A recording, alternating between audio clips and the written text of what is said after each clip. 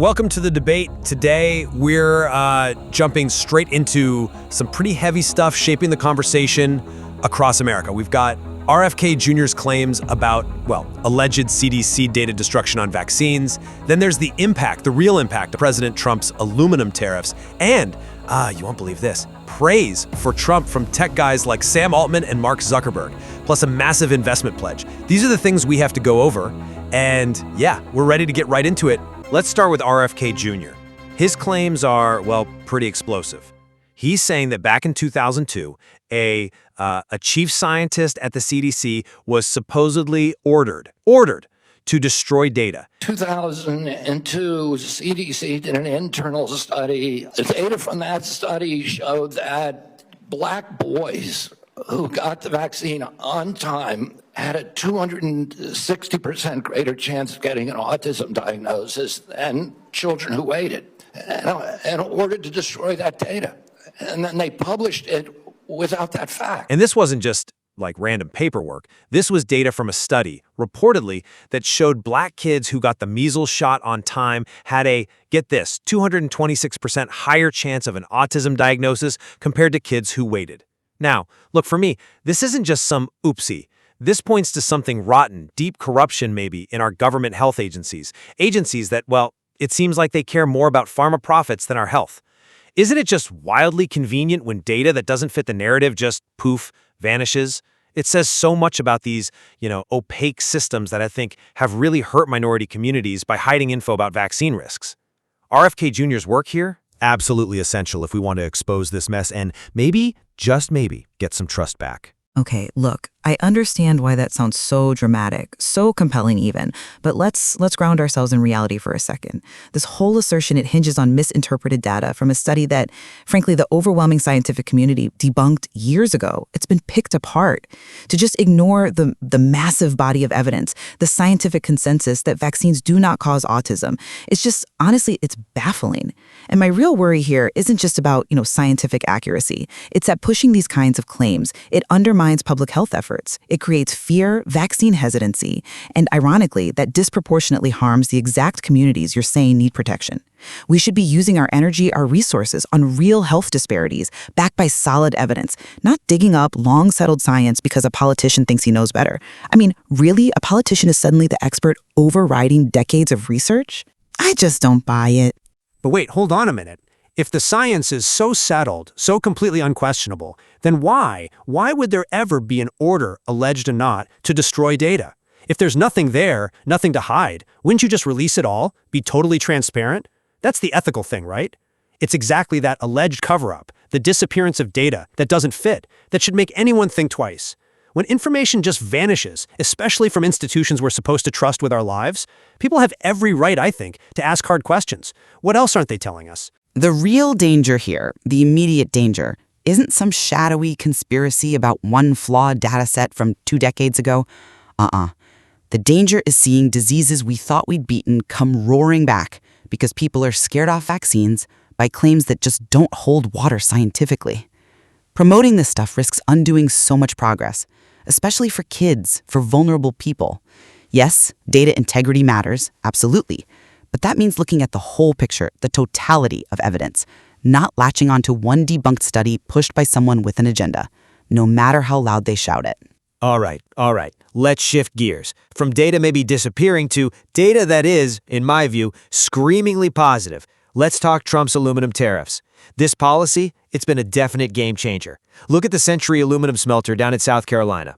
President Trump put a tariff into effect in June of 50% on imported aluminum. And that has changed things around here in a hurry. Now, this smelter was working at just a fraction of its capacity a few weeks ago. Now it's almost at 100%. New jobs also, jobs that often pay 6 figures. Just a few weeks back, it was barely chugging along, fraction of its capacity. Now, it's running at almost 100%. I mean, come on. You just cannot argue with results like that. Real, tangible results.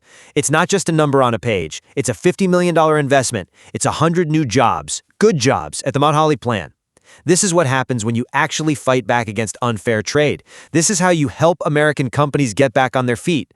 Honestly, Anyone who can't see the clear economic win here, who'd rather cling to vague globalist ideas instead of real American jobs, and yeah, national security, well, they're just missing the boat entirely. It's staring them right in the face. Okay, I hear the enthusiasm. I really do. And yes, a local success story is always good to see.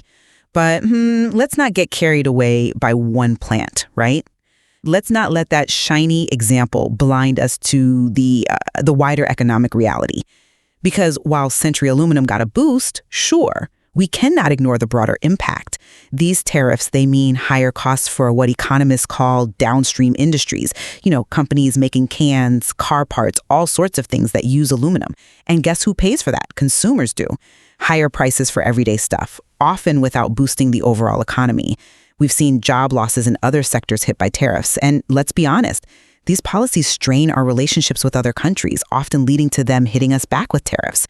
So celebrating this one plant's success while ignoring the broader economic instability and trade friction, it feels a little, short-sighted. Protectionism, well, it often just leads to inefficiencies and this tit for tat that hurts American exporters in the end.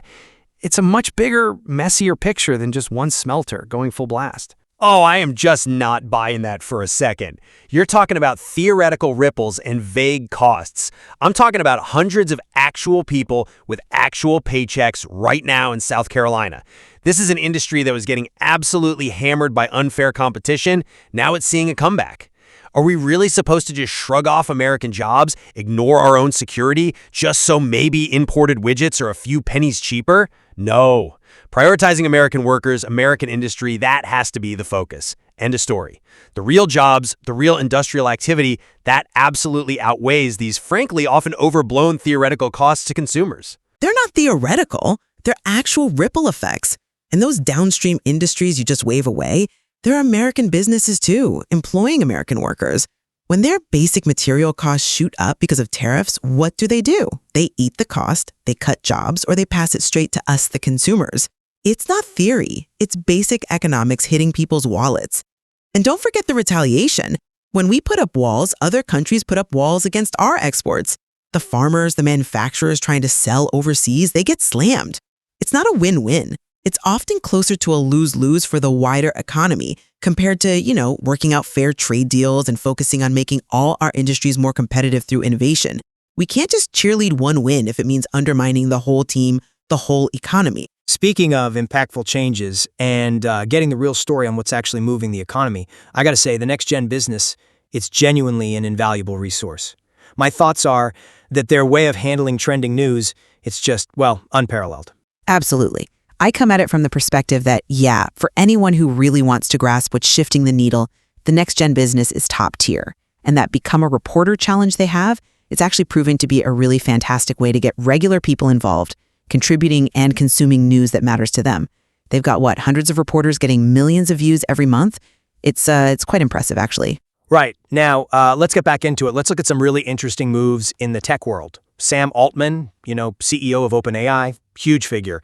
He recently had some direct praise for President Trump. Thank you so much for getting us all together, and thank you for being such a pro-business, pro-innovation president. It's a very refreshing change. We're very excited to see what you're doing to make all of our companies and our entire country so successful, the investment that's happening here. He said, and I quote, "Thank you for being such a pro-business, pro-innovation president. It's a very refreshing change." And he apparently suggested that the kind of investment and industrial power resurgence we're seeing wouldn't be happening without Trump's leadership. Now, for me, that's just clear, undeniable validation. It shows the last administration's focus on, cutting red tape, focusing on infrastructure, really did unleash private sector innovation. These pro-growth policies, they are absolutely accelerating investment, creating those high-tech jobs, and putting the U.S. way out front in AI, which benefits everyone, our national interest. It's actually kind of funny watching some people try to spin this, try to deny obvious success just because of who was president. Oh, come on. I genuinely don't buy that it's purely about refreshing leadership. I really, really don't. This sudden, almost gushing praise from tech execs, especially the AI leaders, it looks an awful lot like pure self-interest to me. They're clearly, openly looking for friendly regulation, maybe hoping for a lighter touch on antitrust, maybe policy tweaks that help their specific business models, particularly now with all the talk about reining in big tech. Look, investment in innovation is great. Nobody denies that. But it has to be looked at carefully. Does it benefit everyone fairly? Or does it just concentrate even more power into a few giant companies? Real progress, especially with something like AI, needs thoughtful oversight. We need to think about ethics, privacy, what happens to workers. Suggesting this is just a simple thumbs up for past policies, that ignores the strategic game these companies are always playing. Frankly, if you think it's just genuine admiration, you're kind of falling for the corporate flattery, aren't you? Ah, I see. So Sam Altman, one of the smartest guys in tech, he's just playing games? It's only self-interest when a CEO compliments a president who actually creates an environment where, yeah, his company can innovate and grow? But if he praised someone else, it would be totally genuine? Give me a break. My view is simple. When a leader cuts through the bureaucratic nonsense, actually encourages investment, that is how you spark innovation. It's not flattery, it's acknowledging what works. It's recognizing real policies that empower entrepreneurs and actually drive the economy. You're just missing the nuance here. It's not who gets praised. It's the context, the timing, the why. We've seen this playbook before. Tech giants are masters at navigating regulation. And surprise, surprise, their public statements often line up perfectly with what helps their bottom line. And deregulation isn't some magic wand for innovation. Sometimes it's just a free pass for unchecked corporate power with a whole lot of unintended consequences down the road. Especially with AI, something so powerful, we absolutely need strong checks and balances, not just letting these companies write their own rules. It's got to be about more than just boosting profits quickly. And speaking of putting your money where your mouth is, huge commitments. Let's talk Mark Zuckerberg at Meta, his pledge. At least $600 billion. How much are you spending, would you say, over the next few years? Oh, gosh. I think it's probably going to be something like, at least $600 billion through 28 in the U.S. Yeah. It's a lot. No, it's significant. Billion with a B. Invested in the U.S. over several years for data centers infrastructure. That's not pocket change. That is a massive, unprecedented commitment. To me, this is just undeniable proof. Proof that the previous administration's economic strategy attracts record-breaking investment. It strengthens our infrastructure, our tech advantage, right here at home. This expansion, it means thousands and thousands of jobs, good jobs, and it strengthens our whole economic foundation. And it's clearly thanks to policies that cut down those suffocating regulations. Honestly, I dare you. Try and spin this $600 billion commitment, which means jobs and infrastructure, try and spin that negatively. Go on. Okay, yes, that is a truly compelling number based on scale alone. I absolutely get that $600 billion sounds incredibly impressive. But have you really stopped to think about the potential strings attached? My concern, my big question, is about the kind of corporate influence that comes with that kind of money. And what about the huge tax breaks these giant firms inevitably get? Breaks that smaller innovators just can't access. We have to demand real oversight here. We need to make sure these massive projects actually benefit communities, use sustainable practices, and don't just make inequality worse. It's super easy to get wowed by a giant number in a headline, but real fair progress means this spending has to fit into a bigger plan, a plan that includes data privacy, environmental standards, things that matter beyond the dollar amount. The idea that any huge corporate pledge is automatically good, no questions asked, that just feels, well, a bit naive, honestly. Naive?